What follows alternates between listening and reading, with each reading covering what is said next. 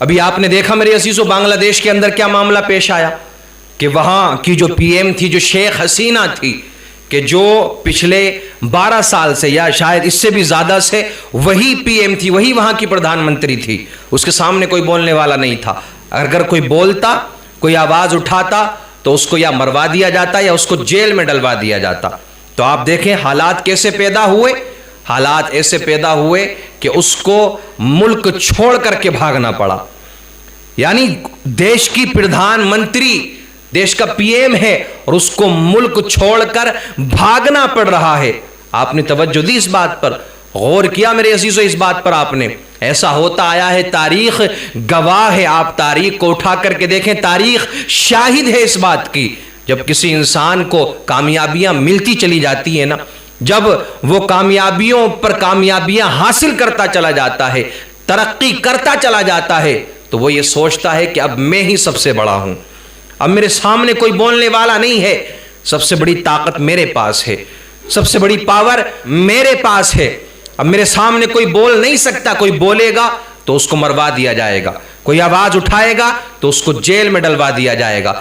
پھر انسان کے اندر ایک غرور پیدا ہو جاتا ہے، ایک تکبر پیدا ہو جاتا ہے. ایک عام انسان کو آپ لے لیں میرے عزیزو، اگر اس کی چند سالوں تک طبیعت خراب نہ ہونا، یعنی سر میں بھی درد نہیں ہوا، بخار بھی نہیں آیا، پیٹ میں بھی، یعنی کوئی طبیعت خراب نہیں ہوئی اس کی، تو وہ یہ سوچتا ہے کہ یار میں تو بہت اچھا ہوں، میرے ساتھ تو کوئی معاملہ پیش نہیں آ رہا ہے، اب میں بیمار نہیں ہو سکتا ہوں. تو اس کے اندر ایک تکبر پیدا ہوتا ہے، اس کے اندر ایک غرور پیدا ہوتا ہے. اور غرور اور تکبر یہ اللہ کو بالکل پسند نہیں ہے. اللہ اس چیز کو پسند نہیں فرماتا ہے. اس نے تو یہ وعدہ فرمایا ہے کہ اگر تمہیں نعمتیں ملیں تو تم اس پر شکریہ ادا کرو، اگر شکریہ ادا کرو گے تو اور زیادہ ملے گا. یہ تو بات ہو گئی میرے عزیزو، دین کی بات میں نے آپ کے سامنے یہ پیش کر دی. تو یہی معاملہ وہاں پیش آیا. اور صرف بنگلہ دیش نہیں، ایسے اور بھی کئی ملک ہیں میرے عزیزو کہ جہاں پر ظلم و زیادتی کا معاملہ کیا جا رہا ہے.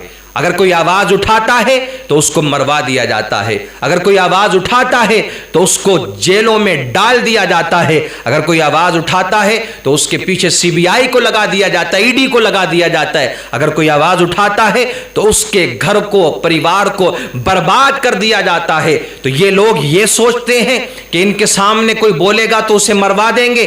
کب تک ایسا رہے گا؟ ایک بات یاد رکھنا، جو ظلم ہوا کرتا ہے نا، اس کی زیادہ عمر نہیں ہوا کرتی ہے، وہ زیادہ دن تک نہیں چلتا ہے. ایک دن ایسا آتا ہے، بڑے بڑے تاناشاہ دنیا میں آئے، بڑے بڑے ظلم کرنے والے دنیا میں آئے، بڑے سے بڑا تاناشاہ دنیا کے اندر آیا، لیکن جب ان کی پکڑ کی گئی ہے، جب ان کو پکڑا گیا ہے، تو وہ دنیا کے لیے عبرت کا نشان بن گئے ہیں.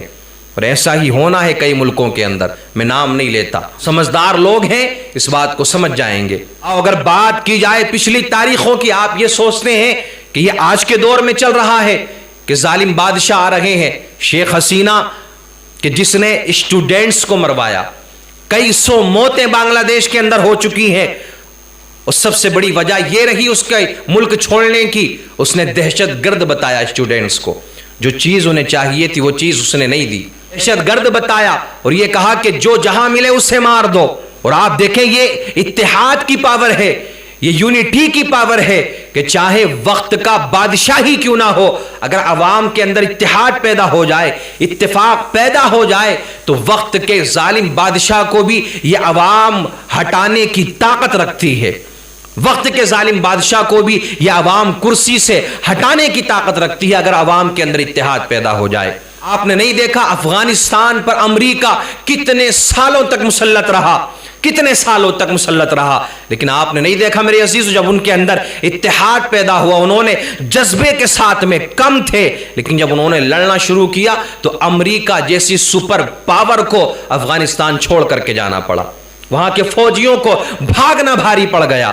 ہمیشہ سے ایسا ہوتا آیا ہے، کوئی بادشاہ ہوا ہے، اگر اس کی بڑی سلطنت ہے اور وہ بہت ساری جنگ جیت چکا ہے، بہت سارے علاقے وہ فتح کر رہا ہے، اب وہ یہ سوچتا ہے کہ اب میرے سامنے کوئی نہیں ٹکے گا، میں جتنا چاہوں ظلم کر لوں، جتنا چاہوں تشدد کر لوں. آپ دیکھیں ظلم یہاں تک کیا لوگوں نے، بڑے بڑے بادشاہوں نے، کہ انہوں نے خدائی تک کا دعویٰ کر دیا. نمرود ایک ایسا بادشاہ میرے عزیزوں کہ جس کے پیر میں کانٹے تک نہیں چبا کرتے تھے۔ فرشتوں نے کہا مولا یہ کیا ماجرا ہے، یہ کیا معاملہ ہے؟ تو اس کو موقع دیا گیا ہے کہ دیکھو یہ کرتا کیا، جب کانٹے نہیں چبے پیر میں تو اس نے کیا سوچا کہ اب میں ہی خدا ہوں، اب میں ہی سب سے بڑا ہوں، میرے سامنے کوئی نہیں بول سکتا ہے۔ اس نے دعویٰ کر دیا میرے عزیز و خدائی کا، لیکن کیا ہوا اس کے بعد میں؟ ایسے عذاب میں مبتلا ہوا کہ اللہ نے عبرت کا نشان بنا دیا۔ تو ان تمام تر چیزوں سے ہمیں یہ درس حاصل کرنا ہے، ہمیں یہ سبق حاصل کرنا ہے، چاہے آپ کو میرے عزیزو ترقی ملے، چاہے آپ کو کامیابی ملے، آپ کامیابیوں پر کامیابیاں حاصل کرتے چلے جائیں، آپ ترقی پر ترقی حاصل کرتے چلے جائیں، آپ کی زندگی میں عروج ہی عروج آ رہا ہے، زوال آپ نے ابھی نہیں دیکھا ہے، عروج ہی عروج پر ہیں آپ کی زندگی کامیابیوں کی طرف بڑھتی چلی جا رہی ہے۔ تو آپ یہ نہ سوچیں کہ بس اب ہمارے سامنے کوئی نہیں ٹکے گا، ہمارے سامنے کوئی نہیں بول سکتا ہے، اب ہم تو کامیابی پہ کامیابیاں حاصل کرتے چلے جا رہے ہیں، زوال نہیں آیا ہے، عروج ہی عروج ہے۔ اور یاد رکھنا یہ عروج بھی اگر دیا ہے تو اللہ رب العزت نے دیا ہے، اگر عروج مل رہا ہے بات غلط نہیں ہے، لیکن اس پہ گھمنڈ نہ کرو، اس پہ غرور نہ کرو، اس پہ تکبر نہ کرو، اپنے اندر ایٹیٹیوڈ پیدا نہ کرو۔ اگر آپ کو اللہ نے عہدہ دیا ہے، مثال کے طور پر گاؤں کا پردھان بنا دیا، آپ نے آپ ودھایک بن گئے یا آپ M P M L A یا کوئی اور عہدہ آپ کو مل گیا، تو یہ اگر آپ کو عہدہ اللہ نے دیا ہے تو اس کا صحیح استعمال کرو۔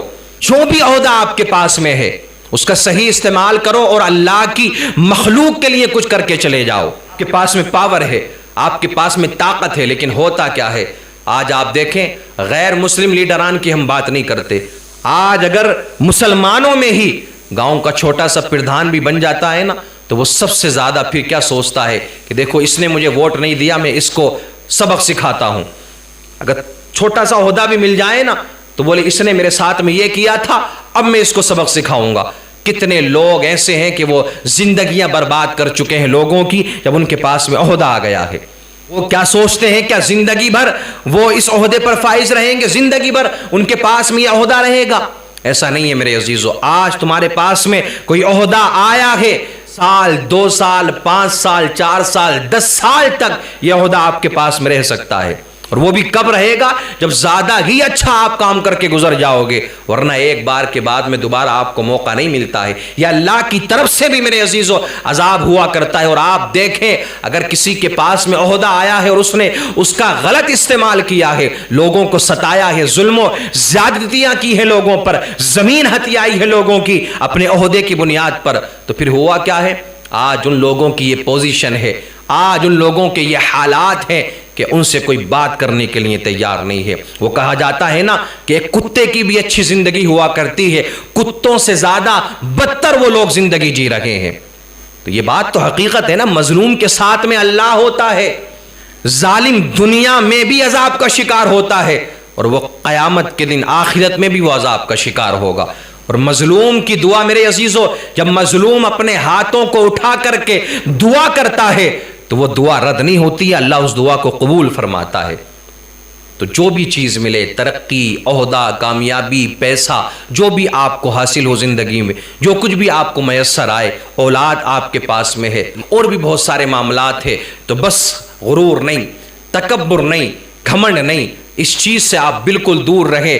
اگر آپ کے دل کے اندر ایک رائی کے دانے کے برابر بھی تکبر آیا تو یاد رکھنا آپ کامیاب نہیں، اسی دن سے آپ کا زوال شروع ہو جائے گا، کیونکہ اس رب نے اعلان فرما دیا ہے قرآن کے اندر، انہ لا یحب المتکبرین، اللہ تکبر کرنے والوں کو پسند نہیں فرماتا ہے۔ اس سے بڑی طاقت تو نہیں ہے نا کوئی، اللہ سے بڑی طاقت تو کوئی نہیں۔